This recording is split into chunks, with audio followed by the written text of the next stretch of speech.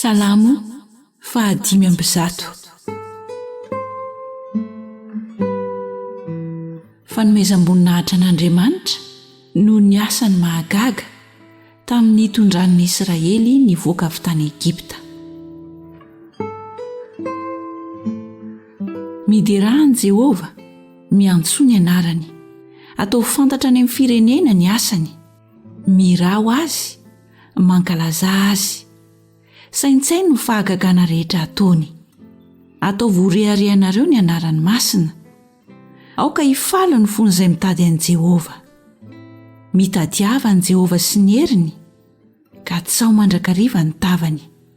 Tsarovo ny asa mahagaga nataony, dia ny fahagagany sy ny fitsarany ny vavany.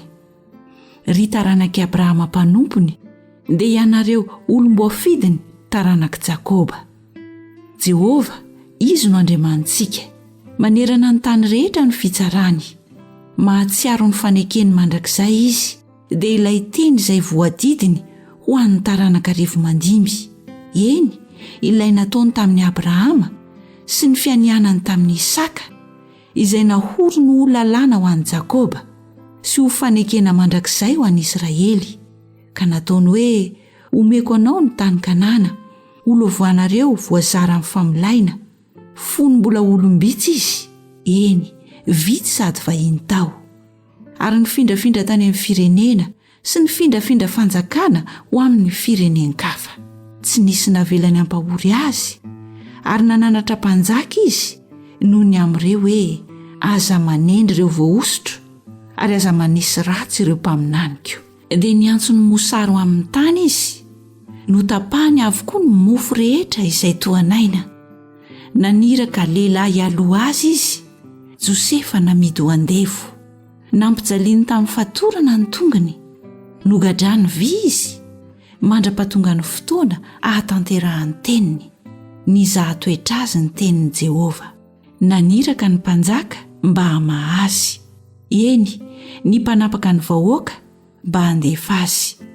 Nanao azy ho tompon'ny tranony izy sy ho mpanapaka ny fananany rehetra, mba hamatotra ny mpanjaka araka ny sitrapony sy hampianatra fahendrenany loholony. Ary Israely nakany Egipta.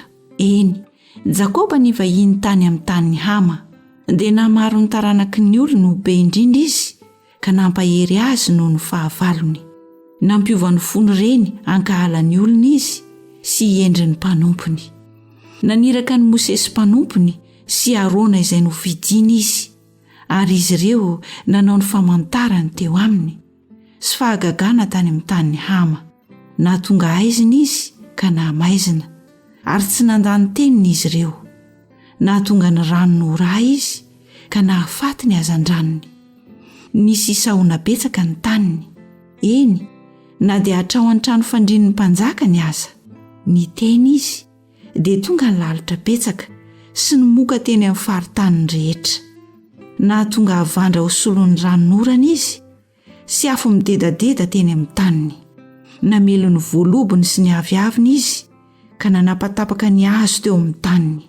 Ny teny izy dia tonga ny valala sy ny sopanga tsy hita isa, dia nihinana ny zava-maitso rehetra teny amin'ny tany ireny, ka nandany ny vokatry ny taniny.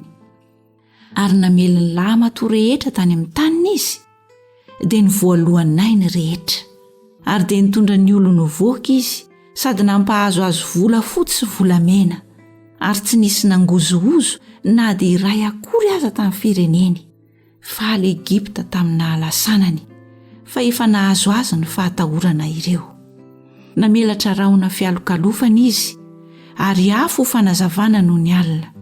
Nangataka izy ireo, dia nahatonga papelika izy, ary mofon-danitra no namokisany azy. Nanokatra ny vatolampy izy, dia nigororona ny rano, ka nandrika tamin'ny tany maina ho reny rano. Fa nahatsiaro ny teniny masina sy Abrahama mpanompony izy, dia nitondra ny olony voaka tamin'ny fifaliana izy, ary ny voafidiny tamin'ny fiobina. Ka dia nanome azy ny tany Jentilisa izy, ary nandova ny vita ny firenena maro ireny, mba hitandremany ny didiny sy hankatoavany ny lalàny. Aleluia.